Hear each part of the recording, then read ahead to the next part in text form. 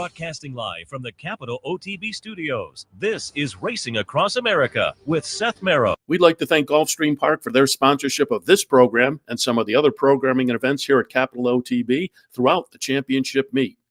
The Gulfstream Park Championship meet runs now through the early April Florida Derby weekend, featuring high-quality racing throughout.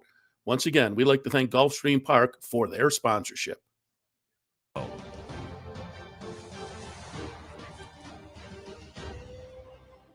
Welcome to Racing Across America on this Saturday morning. As is often the case on mornings like this, I say it's not just Racing Across America, it's racing around the world. We will have some Dubai racing coming during the program. We'll have the next race coming up will be post time at 10:25. So we're about 20 minutes away from the Golden Shaheen.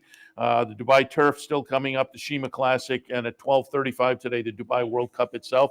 We'll talk some of those races in just a moment. A little bit later on, though, we'll also be talking some fairgrounds with the Louisiana Derby and a nice full slate of stakes races as well. And we'll talk to Scott Shapiro about the fairgrounds races. He's going to be part of the team down there today with John Dooley and Joe Christopher and Kevin Kilroy. So we'll get some thoughts on fairgrounds from Scott a little bit later on. But as is often the case when we talk international races, I thought we'd reach out to our friend Dick Powell, who clearly pays a lot of strict attention to international racing. And there is no more prominent international day this time of year than Dubai World Cup Day. So again, I thought we'd reach out to Dick. Dick, good morning. Seth, what does the World Baseball Classic and thoroughbred racing have in common? I don't know. Dominated by Japan. You know, I was about to say Japan versus the and you know, I had you on a few weeks ago, Saudi Cup, and we mentioned how dominant Japan has been over the past couple of years in these international events.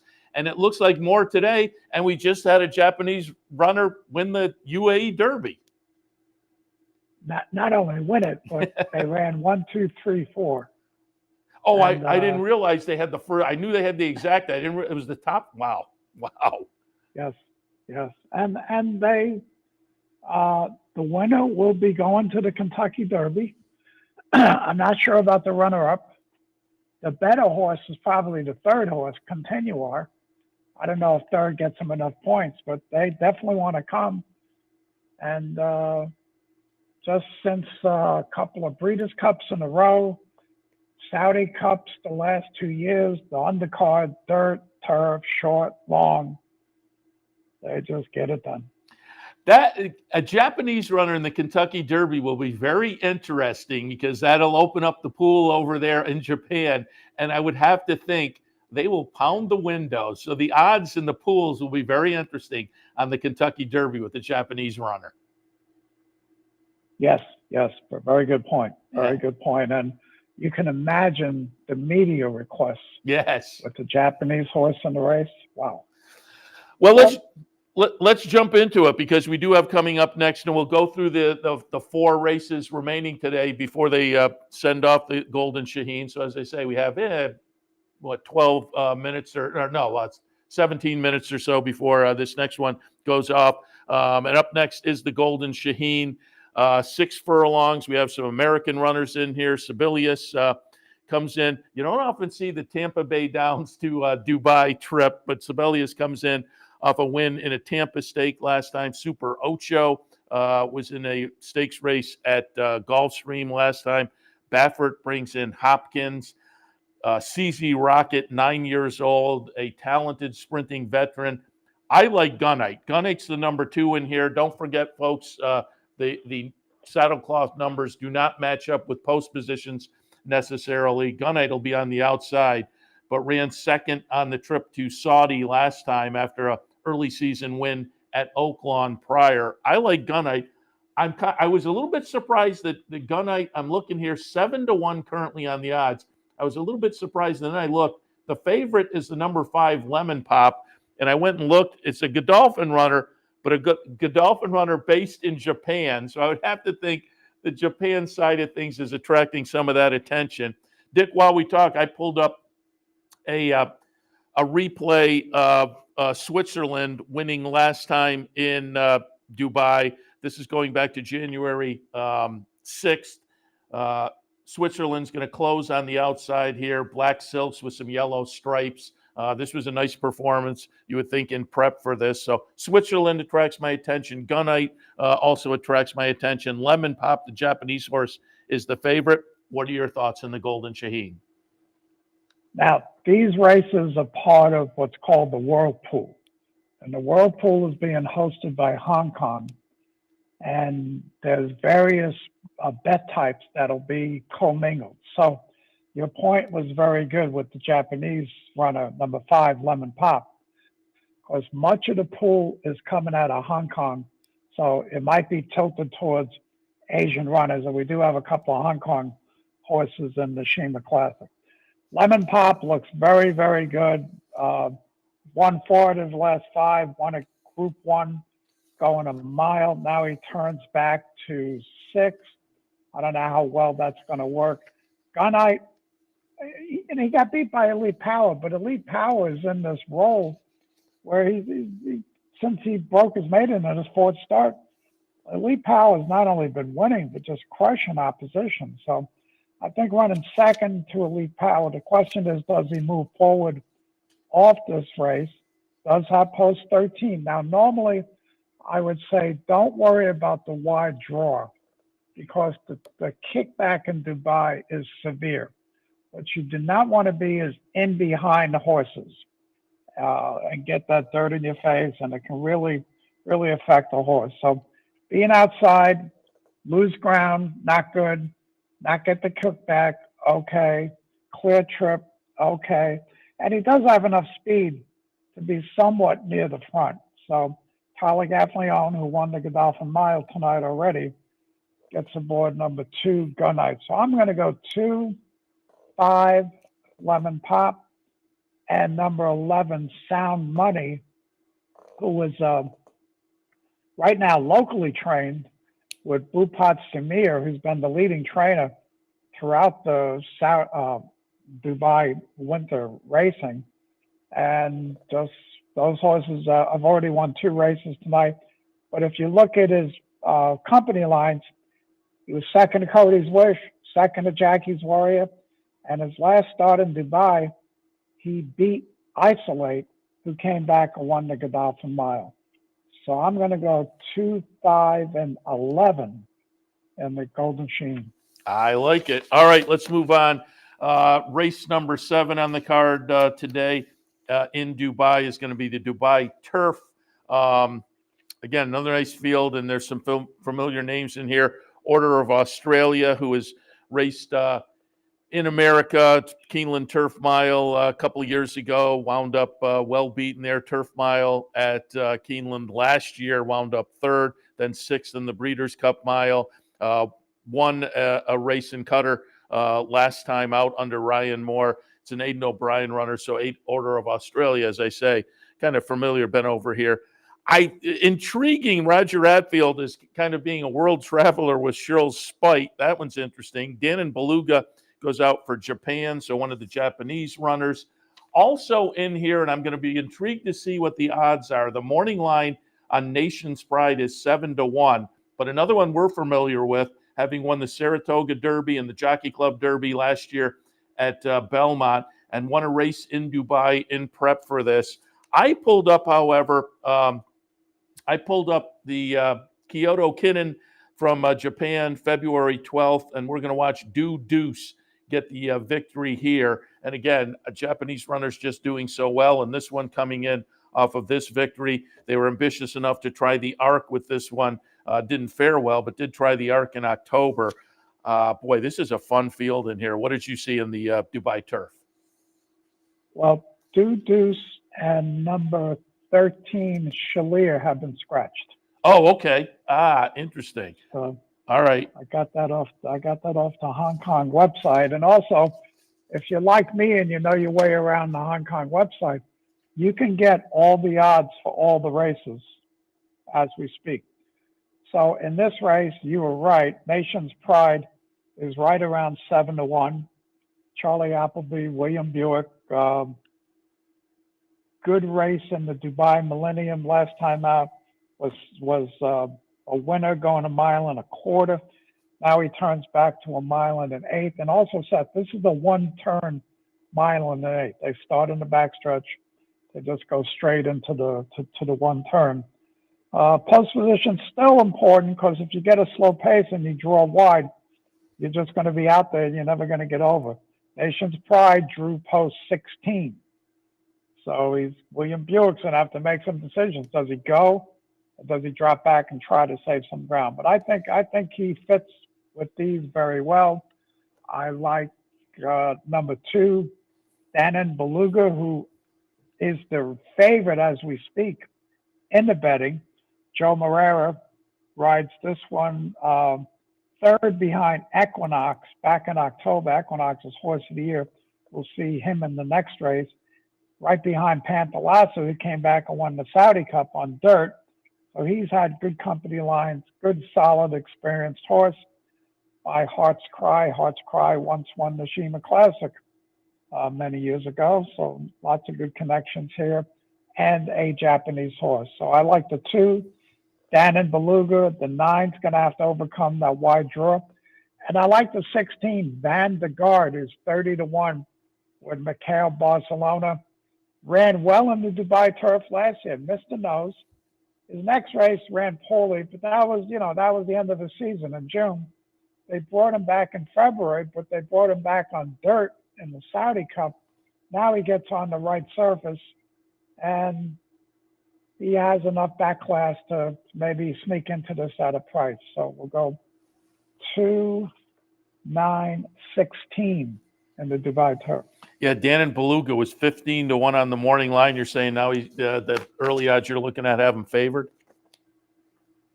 Yeah, let me double check that. I'll give you the exact updated as we speak odds. Yes. He's going to pay $6.80 to win. Interesting. So just over 2-1. And again, the Japan angle at work yet again. All right, let's move on to the Shima Classic, 1.5 miles on the grass. Again, another fun field, fun race. Zagre, the number 9 horse, I will mention, ran second last time to Nation's Pride. So that's one of those, I call them barometer horses. If Nation's Pride runs well, maybe you move up in this race to the number 9 a little bit off the second place finish to him last time. Rebels Romance is the winner from last year's Breeders' Cup Turf. Hasn't been seen since then, but Charles Appleby brings him back here. Mostadaf is a John Gosden runner coming in off a win over foreign winner, and I'm just looking down the people. Saudi. Yeah, in Saudi, and so comes in off a nice win there. But I pulled up a replay of the horse you mentioned, Equinox, Japanese runner, pulled up the Arima Kinnan Grand Prix from last time. Going to be a winner here by over 2 lengths. Only 6 starts, so stepping it up here, being lately raced, but 4 wins in a couple of seconds. But again, it's a Japanese runner, so certainly going to take a lot of action. Your thoughts in the Shima Classic? Well, Equinox is the odds-on favorite for this race. All the reports are he's just trained brilliantly. He's coming off 2 Group 1s, but not only Group 1s, but he won the Arima Kinnan on Christmas Eve. And that's probably the biggest race in Japan. The fans get to pick who races. I mean, it's just a humongous race. And he won that rather handily. In fact, he's won his last 2 rather handily. He gets Christophe Lemaire, who just does sensational in these races. And he'll get him in the right position. And I just think he's just too tough for this group. I didn't think this race came up that strong. So that said, I like Equinox number 7, and I like number 10, Win Maryland, who's 17-1 in the betting. Nice win in Hong Kong back in December. Has some other good company lines when in Japan, when he was behind title holder, and also he was right behind Pantalasso 3 races back in August. So I think he has sneaky good form, And I think he can beat the rest, but I don't think anybody's beating Equinox. What are your thoughts on the Breeders' Cup Turf winner, Rebels Romance? I liked him that day. I guess he's good. Nothing not to like. He kind of winds up and makes that 3/8 of a mile run. But this is more of a gallopers race. It's a mile and a half once around, and they get into a pace. And the only one I would be a little worried about that I didn't mention is number 2, Mostadov. A Shadwell horse, John and Fatty Gosden, does have pace. Looked great in Saudi, dominated when he took the lead, but pressed the pace, took the lead, drew off one-handedly. And we've seen the Gosdens pull off these upsets, shipping in and winning with European horses. So, and he's 27-1 as we speak. So if you're looking for a bomb, it might be the 2, but the bomb I'm going to use is the 10, Win Maryland. All right. Nice full field coming up in the Dubai World Cup. And again, that'll go off our time at about 12:35, mile and a quarter of the trip, $12 million up for grabs. Crown Pride is in here. And, we talked about the winner of the UAE Derby maybe showing up in the Kentucky Derby. Well, this horse won the UAE Derby last year, wound up 13th when coming over to try the Kentucky Derby, but a Japanese runner, and so intriguing from that aspect. I pulled up a replay of the Saudi Cup because we have the Japanese runner that we've already mentioned, Panthalassa, but a big closing kick to just come up a little bit short from Country Grammar. And it's notable Country Grammar last year, second in the Saudi Cup, and then won the Dubai World Cup. And so Country Grammar also in here this afternoon, along with the winner we're looking at here, Panthalassa. They were 1-2 in this Saudi Cup we're looking at. We'll see what they do this afternoon. But we mentioned it on the Handicappers Report earlier. Country Grammar may be one of the most underrated $14 million winners of all time. And he adds this to the purse. It'll get up to $20 million in being a horse that maybe isn't considered in that kind of a category. But what are your thoughts on the Dubai World Cup? Well, Marcus Hirsch in the Racing Form wrote that if Country Grammar wins, he's the leading money earner in thoroughbred history. Now, my head immediately goes to Winks. But Winks's money is Australian dollars, and I think that 26 million is less than the 22 million that Country Grammar would have would they win. So I think Marcus is right. He likes the mile and a quarter. He doesn't really accelerate. He's more of a grinder, but then he can just keep coming and coming and coming. I think he has a big shot today with Frankie, draws post 14, but once again, being outside, avoiding the kickback, not the worst position to be in. Algiers, the one horse, just dominated the 2 prep races for this, did it fast, handily.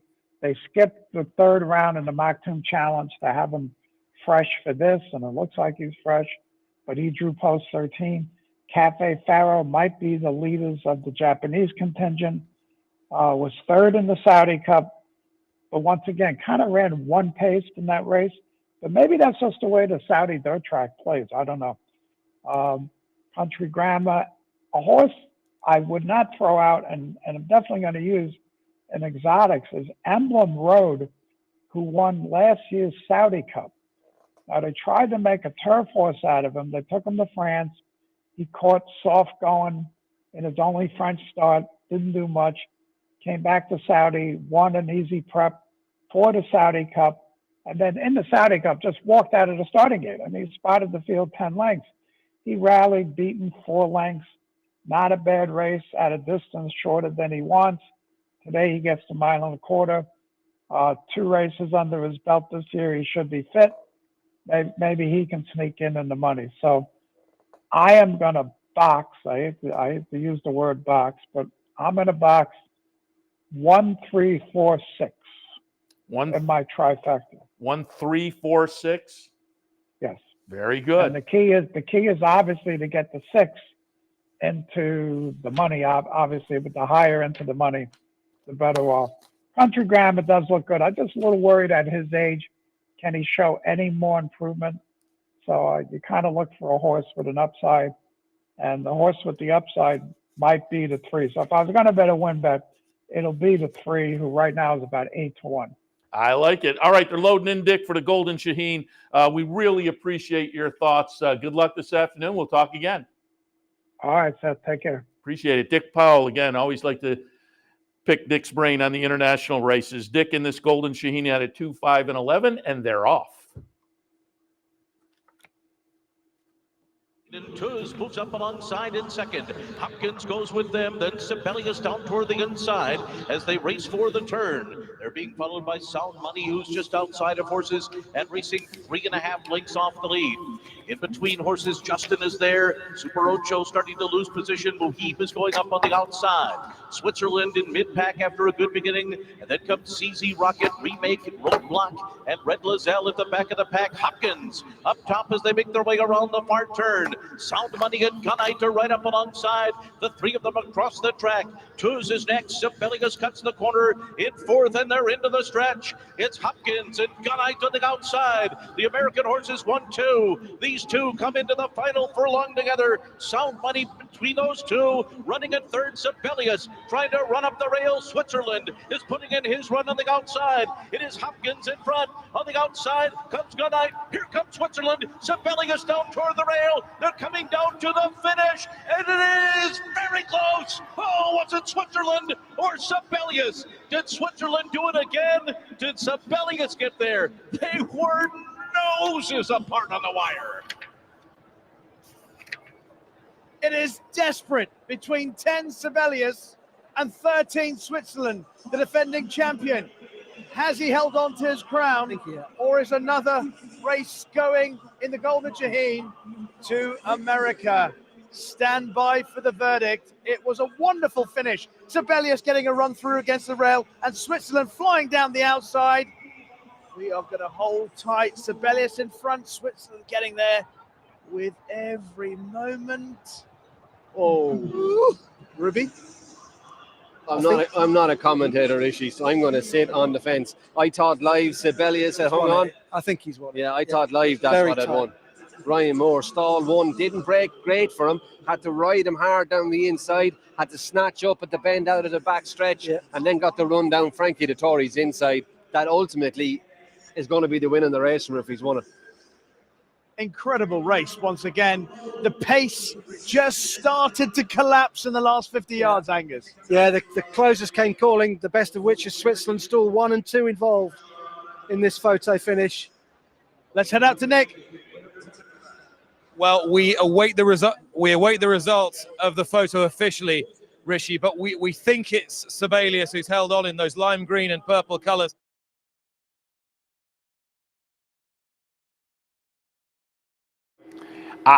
It looked like Sibelius on the rail over Switzerland. Switzerland, the reigning champion,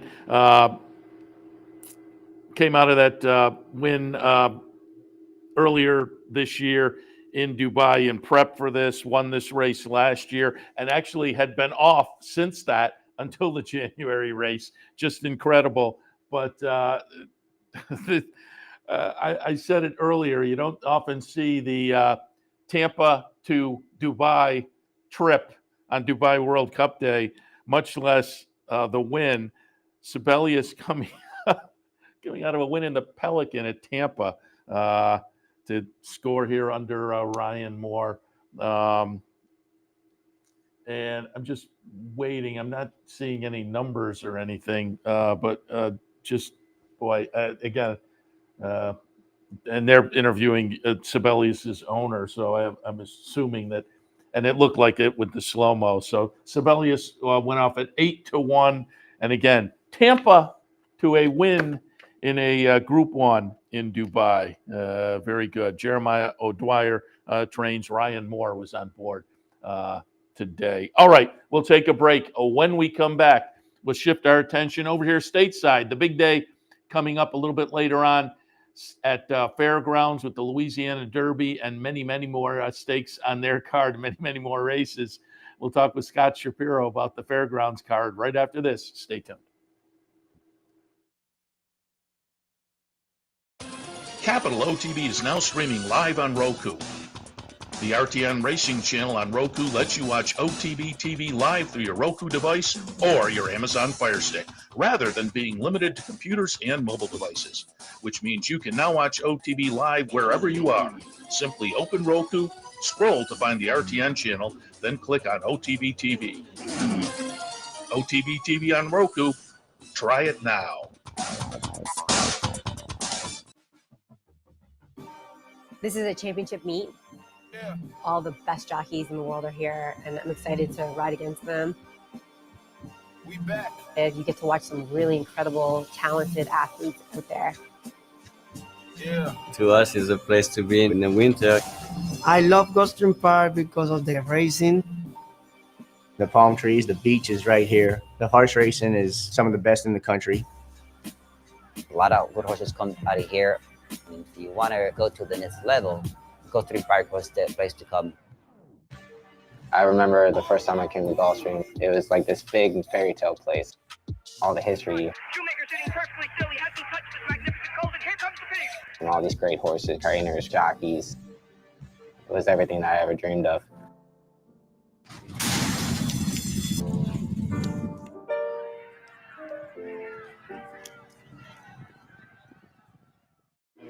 Welcome back to Racing Across America on a big Saturday morning. Again, we've been watching some of the Dubai action throughout the morning.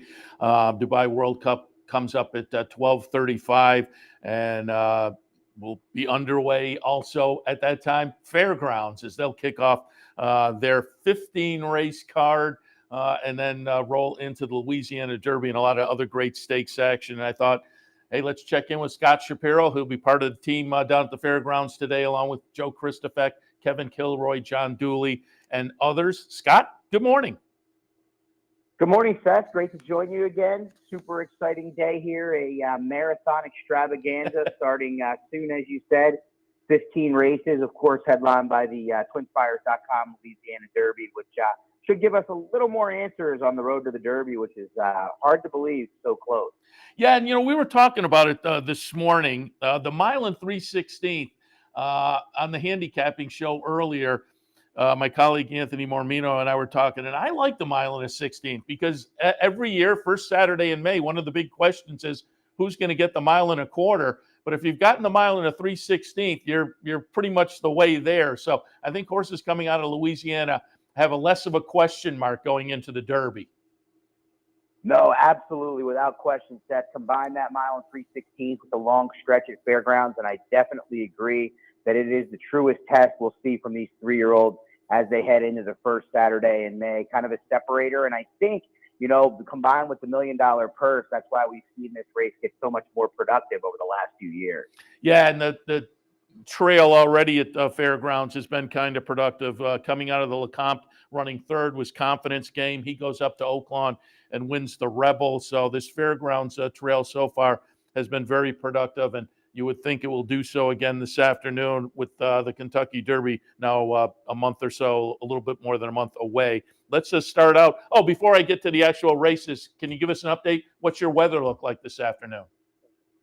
It looks like we're going to be okay. I think I saw a chance of thunderstorms maybe late afternoon, and then it's supposed to rain quite a bit, I think, overnight and into tomorrow. But I'm crossing our fingers. Storms can kind of pop up here like many other places where it gets warm. But I think we should be pretty safe. I mean, a little rain might not hurt all that much, but I think we're safe here for a off-track, knock on wood. Sounds good. We'll keep our fingers crossed as well. Let's kick things off and kind of work our way back, look at some of the stakes, starting with the Louisiana Derby.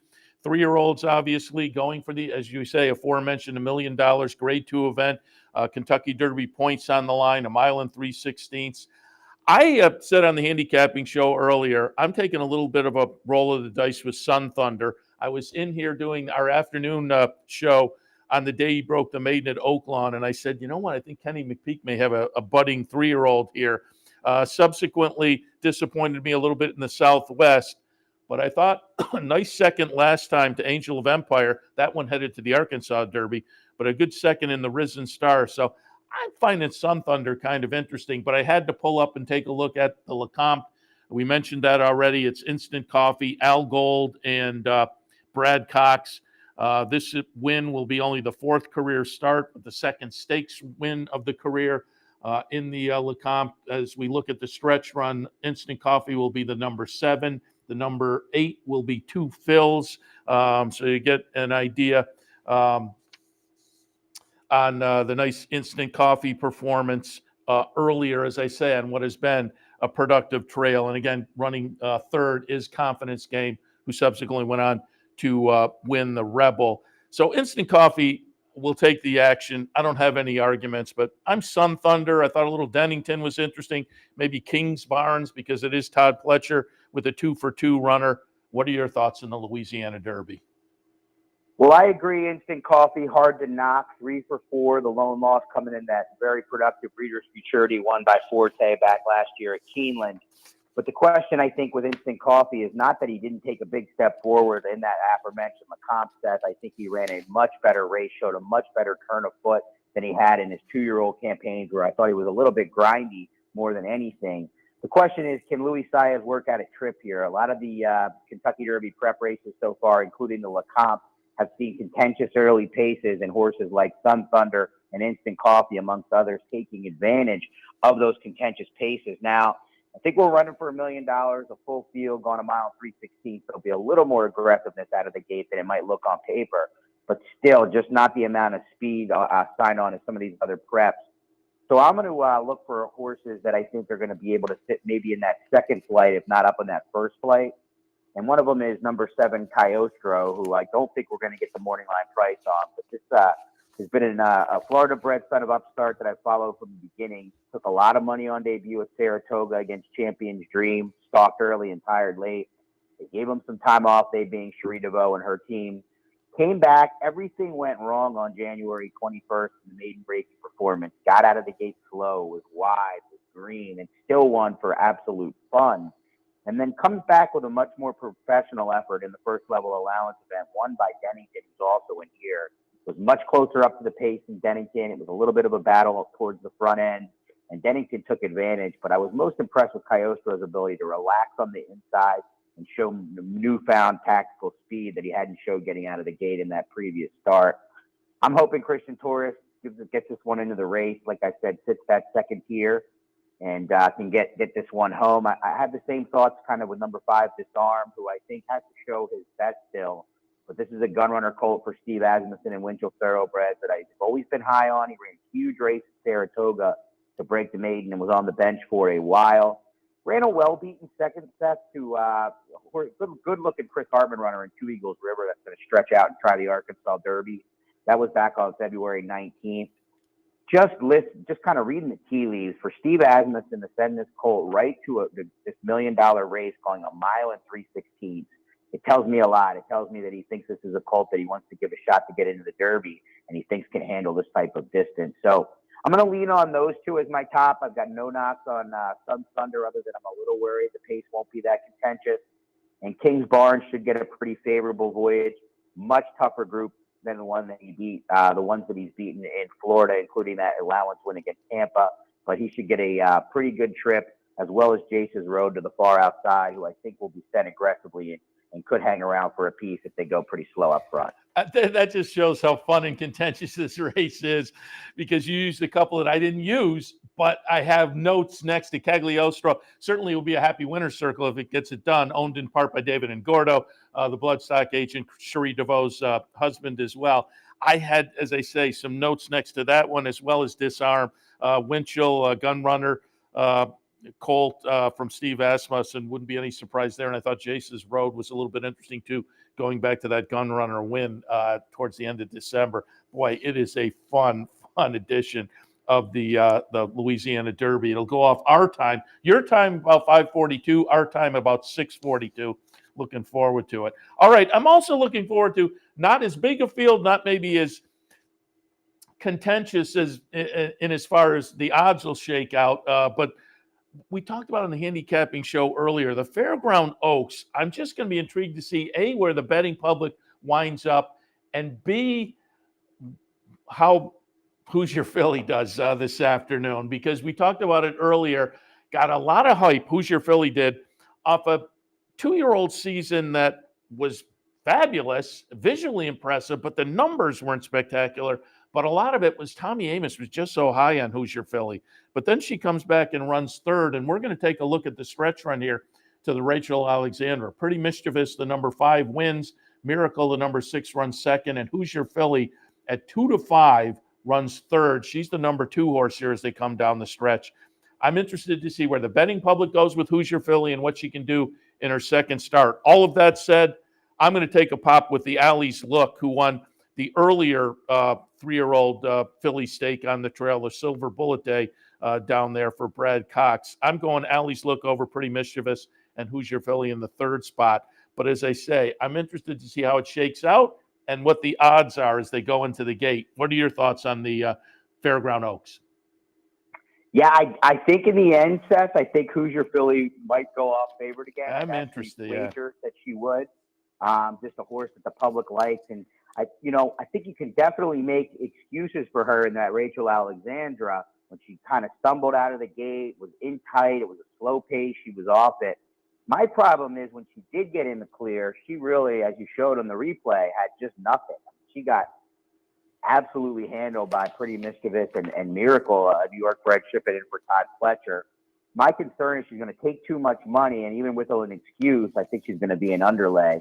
You mentioned the Alice Look. I think this is a very solid daughter of Connect. Whether she's as good as the top tier remains to be seen, but she did beat her stablemate in that Silver Bullet that you spoke of in Chop, who did come back to disappoint, but was a very good 2-year-old for the Cox barn. I think she's going to run her race. Pretty Mischievous is the clear one to beat in here. She hasn't quite gotten the same respect as maybe she would have, or at least as Who's Your Philly, because Who's Your Philly handled her so easily in the Goldenrod. She's done very little wrong since, rattling off 2 wins, including that Rachel Alexandra win. She's kind of tactical, can work out her own trip. I think she's the one to beat, a horse I definitely wouldn't leave off. But I'm going to take a little bit of a shot with Southlawn, a horse that's made a big return back on February 17th. That was the day before the Risen Star and the Rachel Alexandra. A pretty solid allowance group that day that she absolutely crushed. And I think there's a good reason for that big move forward. She had a myectomy before her last race. So breathing issues, I think that was probably the reason why. So if you're looking and maybe expecting regression, well, maybe she's just a different horse right now. So I'm going to go with Southlawn on top at a good price. I don't know if we'll get 8-1, and I'm going to use Pretty Mischievous as well. I'm going to take a stand against Who's Your Philly, although I wouldn't be surprised if she rebounds in a big way. Southlawn, interesting. Going out for Norm Cassie. Bat Masterson, of course, tied in with Mark Cassie, Norm's dad, but now some horses obviously with Norm. And Raylu Gutierrez on board. Raylu, a upstate New York guy, so I've been rooting for him throughout the career, but he is having a very good meet. He sure is. He's riding a lot for Brett Calhoun, riding for a lot of other barns. His biggest asset or skill is his aggressiveness. He likes to get horses into a race and make them tough to catch in the lane. He did that with Southlawn on the backstretch in the allowance race I spoke of. And I think she'll either be on the lead or maybe more likely sitting just off of Christian D'Ora, the Steve Asmussen long shot to her outside. All right, let's go one race earlier, the Munoz Memorial. They're on the grass at about 1 1/8. $300,000 up for grabs in the grade 2. I'm going to, when we talk in a moment about the New Orleans Classic, I'm rolling the dice a little bit in there, but I'm a little more master of the obvious in here. I pulled up the Pegasus World Cup Turf as the replay. The winner will be number 3, Atone. I just thought off of that in the prior race. This horse just seems to be in good form right now for Mike Maker. Luis Saez comes in and gets the ride here. I'm going to tilt in that direction. 2 Emmys off the win in the Fairgrounds back in the middle of February. Spooky Channel, I think, is in good form right now as well. Gentle Soul is interesting for Brett Calhoun. As I said, I'm a little bit master of the obvious in here. What are your thoughts on the Munoz? Yeah, I agree pretty much for the most part, Seth. I think we'll see one of the logical runners hit the wire first in here. Hard to knock a tone. Great ride from Irad Ortiz Jr. Nothing new there at Gulfstream over their turf course in the Pegasus World Cup. Now Luis Saez takes the call. Irad at Turfway Park riding on the Jeff Ruby card. Would expect this one to be aggressively ridden more with Louis aboard instead of Irad. So I would expect him to be in the race along with, of course, 2 Emmys who walked on the lead in the Fairgrounds on February 18th. And he easily disposed of that field. He's 4 for 11 over the course. Hard to knock. I don't think he'll have things quite as easy on the front end. in this spot with a tone and with Spooky Channel, maybe with Joel aboard, likely to take a hold, but probably will be in a good stalking position, cutting back in distance, freshened up after the third place finish over the soft going in the 1.5 mile Connolly, the grade 3 at Sam Houston. I landed on Spooky Channel in the end, but I'm like you, I could see any of the top 4 on the morning line, including Gentle Soul winning, who raced in the Fairgrounds race where I mentioned 2 Emmys, was walking on the lead. This is a closer that was too far out, but did come on to finish second. And if you're looking for a long shot, maybe to include in the exotics, number 2, Rising Empire, does take a big rise in class, pun intended. But he's been a different horse since moving over to the side and adding the blinkers for trainer Brendan Walsh. The numbers have gone up. I like to see that, and just a horse that kind of thrives when making that surface switch. I don't know if he's good enough. This is a big step up, but at 20-1, I think he's worth including. Yeah, as you're talking, I'm looking. You're right. When you draw a line and just look at the turf races, he clearly improved and improving perhaps as well. Last time 6-5 as a winner, and today 20-1 on the morning line. I may have to throw a little Rising Empire into the mix a little bit later this afternoon. But again, I have a little roll of the dice. I'm gonna. We will see how this works out for me in the New Orleans Classic. Again, that'll be the 9th race today. It'll go off our time a little after 5 o'clock. Talked about this on the handicapping show earlier. I could easily just be totally out of whack here because I'm leaving Art Collector out, and not for any particular reason other than I like the ones I'm using just a little bit more and find it a little bit more interesting. But I'm going to put in the New Orleans Classic, I'm going to put Rattle and Roll on top. And I said on the handicapping show earlier, last week at Oaklawn, I like Classic Causeway for Kenny McPeak and was ran second in that race after setting the early pace. And I thought he might get out there and lead him all the way around. And he tried. He just couldn't hold off the really nice right now runner from Wayne Lucas, Last Samurai. But I like that the horse came in working well, ran well last week, and Rattle and Roll is working well coming into this. And I went back to pulled up the replay from the Remington Park, the Oklahoma Derby last September. Fires a triple-digit buyer. This is the 4-year-old debut now. Sometimes a little time off and then come back. They could be improved as a 4-year-old. The good workouts. I'm going to roll the dice a little bit with Rattle and Roll. Pioneer of Medina off the win in the Mine Shaft. Intriguing. West Will Power, My Wireless. And as they say, I may just be crazy and I have Art Collector out. As I say, I have no arguments against. I just thought the others were a little more intriguing. What do you see in the New Orleans Classic? Well, I see a horse in Art Collector that certainly, if you don't think there's major separation between him and the rest of the field, it's worth taking a chance against. He's 8-5 on the line. I would suspect off that dominant effort in the Pegasus World Cup at nearly 16-1 that he's going to go up close to odds on in this field. And I'm kind of with you, Seth. I don't have as strong of an opinion against him, but that race kind of came out of nowhere. Sometimes races at Gulfstream, when they what stays at Gulfstream or what happens at Gulfstream stays at Gulfstream sometimes. That track can be a little bit different. If he runs back to that effort, they're going to beat him. He's going to beat them, but I think that's a big if in this spot. I landed on West Willpower, Seth. I'm a little bit worried about the fact that he's going to have to relax off the very quick Treasury early. His best races, for the most part, have been on the front end, but this is his second start off the bench. I thought he ran really well in the comeback race in the Razorback at Oaklawn when he was involved early. Didn't get out of the gates that well. Moved up under Joel Rosario and just tired in the end to the horse you mentioned in Last Samurai, who came back to win again. I'm going to make him my top selection. And I'll speak a little on Rattle and Roll. I think it's an intriguing long shot. I'm with you on that. I don't like him quite as much, but it's a very talented horse. The 1 1/8 won't be an issue at all. And there's a chance there's a pretty honest pacing here with Treasury and West Will Power and Pioneer of Medina. And if there is, there's no reason this horse can't be rolling late. Will he be good enough? This is kind of a stiff test. Just his second start against older horses, the first one being the Marathon on the Breeders' Cup undercard. But I totally get where you're coming from in here. And I wouldn't be shocked if he runs a really big race. Yeah, I thought he might be fun in the 4-year-old debut. We will see how that works out, though. As they say, I am really rolling the dice there, not just with the top pick, but leaving Art Collector out. And you mentioned it earlier. I don't mean to put you on the spot, but I know you're a Churchill guy. You have any thoughts on the Jeff Ruby stake? I love the name. Major Dude. Yeah, I do. Major Dude comes in off the win in the Turf Stake at Gulfstream, and turf runners at Gulfstream often do well on that synthetic up there at Turfway. That's the horse Irad will be on, and Two Phils is coming in off the second in the Lecompton, the third in the Risen Star. So yeah, you have a thought on the Jeff Ruby Stakes?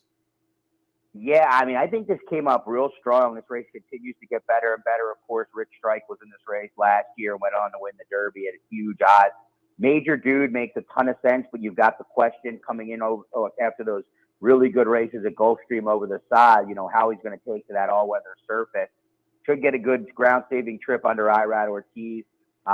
Definitely one of the major players in here, as is Two Phils, but another horse that has not tried the all-weather surface. The pedigree for this Larry Ravelli trainee suggests it shouldn't be an issue, but that's the question with this one that's run two really good races here at Fairgrounds in the Lecompton and the Risen Star. The Lecompton running second to Instant Coffee, making that first move, and Instant Coffee coming over the top. And then the Risen Star, that was a good third set. They went at it on the front end. Most of the horses that were anywhere near the lead on the backstretch were not in the picture in the end. And this was a horse that held on to finish third. So he makes a ton of sense. And I think there's two local runners, horses that have been stable there and run over the course that have a chance as well. And number 4, Funtastic, again, who has been dominant in 2 races there. Been loose on the lead in those races. One under wraps. I doubt he's going to be loose in here, but he looks like a very good colt for Wesley Ward. And then I ended up landing on Wadsworth, who's 8-1. He's been perfect 2 for 2 in Florence as well this winter. Was gelded before the first race on New Year's Eve and really ran off the screen that day, and then showed a new dimension, beating Allowance Foes back on February 11th. But I think this is a really good race. I think there's 4 legitimate courses in this spot that deserve to be in the Kentucky Derby starting gate, with the obvious surface question coming on the first Saturday of May they run here. But should be a fun day and a fun card in Florence as well. Yeah, again, a big day all over around the world today. And thanks for the bonus coverage. I didn't even think of that, but as you mentioned it earlier, I thought, well, you're a Churchill guy. You probably have some ideas. And it gave us an opportunity to look at that Jeff Ruby stake. Big day, obviously, down at the Fairgrounds Zone. We'll be checking you and Joe, John, and Kevin out during the day. Scott, always appreciate the visit. Wish you and the whole team a lot of good luck and a lot of fun today down at the Fairgrounds. And we will be checking in down the road at Churchill as well. Sounds good, Seth. Always fun to join you and let the guys know you're asking for them, and have a great day yourself. Good luck beating our collector. Appreciate it. Scott Shapiro, again, he'll be part of the team down at the Fairgrounds today. Closing weekend down at the Fairgrounds, and a really big day today. It's a fun card down there today, no question about it. And again, don't forget that Jeff Ruby Stakes at Turfway. There's a nice full field in there as well, field of 12, and that's fun also. We are moving closer and closer. Dubai, race number 7, the Dubai Turf. I'm just checking my screen here. A little under 20 minutes away from that Dubai Turf.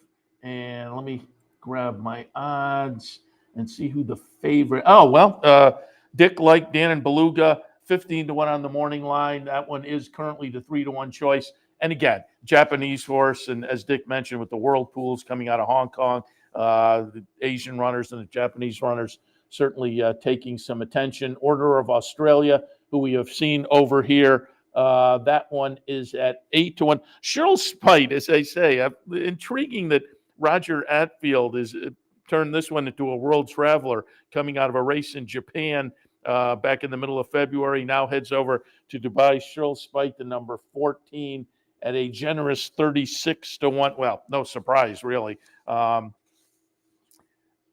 Just checking some of the other logicals or potential logicals in here. And for me, the 9, what are we getting on? Okay, Nation's Pride 5-1. 7-1 on the morning line. I thought that was generous. This horse, we're familiar because raced right up here at Saratoga and just missed behind the aforementioned Classic Causeway in the Belmont Derby, then came up to Saratoga and won the Saratoga Derby, and then back down to New York, Belmont, the Aqueduct meet, won the Jockey Club Derby Invitational. So a couple of nice wins right here last year in front of the American audience, and then 5th in the Breeders' Cup Turf, and then the seasonal debut was a stake in Dubai and a nice win. So Nation's Pride, the number 9 horse at 5-1. I think that's fair for Nation's Pride. We'll see how that one, works out in the Dubai World Cup. I'll just reiterate Dick's thoughts. We had Dick Powell on earlier, taking a look at the Dubai action, and in this upcoming Dubai turf, he had a 2, 9, and 16. And the 16, you get 26-1. The 9 Nations Pride 5-1, and then the 3-1 favorite. So that's maybe one to play around with there with that 16 at a decent price. In the Shima Classic, Dick liked the 7 and the 10. 7 likely a shorter price. Nice runner from Japan, and again, the Japan horses are automatically taking a little bit of money. That race also features Rebel Romance. Again, we're looking now at the 8th, one race away. Rebel's Romance, the winner of the Breeders' Cup Turf, is going to be the number 3 for Charlie Appleby in there. And then the Dubai World Cup itself, Dick said he was going to box up 1, 3, 4, and 6 in here. And of course, there is the American entrant, Country Grammar, who is the 4, the defending champion, who last year coming into this race had run second in Saudi Arabia. Same scenario this year. And the horse that beat him is back in here too, Panthalassa. So they ran a close 1-2 in Saudi Arabia. They're back this afternoon. But again, Dick said he was going to box up 1, 3, 4, and 6 in the Dubai World Cup. So we'll see how that all shakes out as the afternoon progresses. Otherwise, I'm looking at the clock and time to wind things up. Wind things up for the morning, but it is going to be a big fun afternoon as we'll be back a little bit later with OTB Live. Looking forward to that because, there is a lot of great action. And again, today at Aqueduct, if you're looking, and if you're looking and you did it, I did the same thing. Looked and said, it's Saturday with no stake in New York. But as we mentioned on the handicapping report earlier, it's the claiming championship day. And so there are a number of starter allowances that actually have names. They just didn't make it into the racing form. And they aren't, quote unquote stakes races, but it's a special day, $380,000 in purses aimed at the claimers, the lunch pail participants in the game. The claimers make the day go by for most venues. And so the claiming championship day in its 8th year, and good day to celebrate. Not just the lunch pail horses, but for the most part, some of the lunch pail trainers as well. I mean, some trainers concentrate far more on that claiming side of things.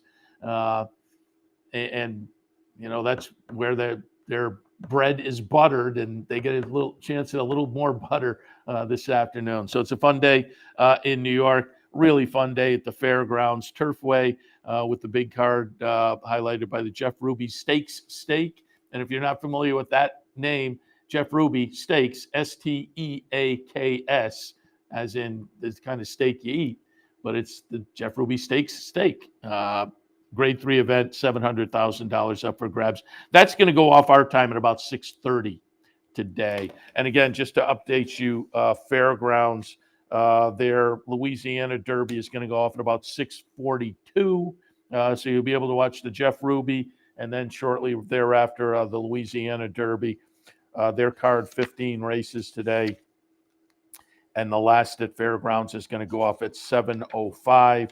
The first at Fairgrounds, our time will go off at 1 o'clock. Did I say the 15th locally is going to go off 7:05. Our time is going to go off 8:05, the last race at Fairgrounds. And certainly, partly because of that, we're also offering the Thoroughbreds tonight here on Capital OTB TV and via capitalotbbet.com, so you can enjoy Thoroughbred action tonight as well.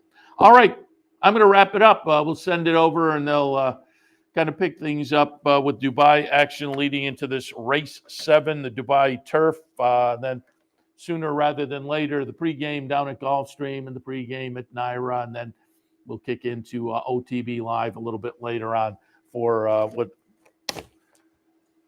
looks to be a fun afternoon. Nick Luck in Dubai, so I'll step back and we'll send it down and see what he has to say. racing across America for a Saturday. Thanks to Dick Powell. Thanks to Scott Shapiro. Thanks to you for tuning in. Again, back in about an hour and a half or so, OTB Live for a Saturday afternoon. We'll see you then. We'd like to thank Gulfstream Park for their sponsorship of this program and some of the other programming and events here at Capital OTB throughout the championship meet. The Gulfstream Park Championship meet runs now through the early April Florida Derby weekend, featuring high-quality racing throughout. Once again, we'd like to thank Gulfstream Park for their sponsorship. You're watching OTB TV, a service of Capital Off-Track Betting.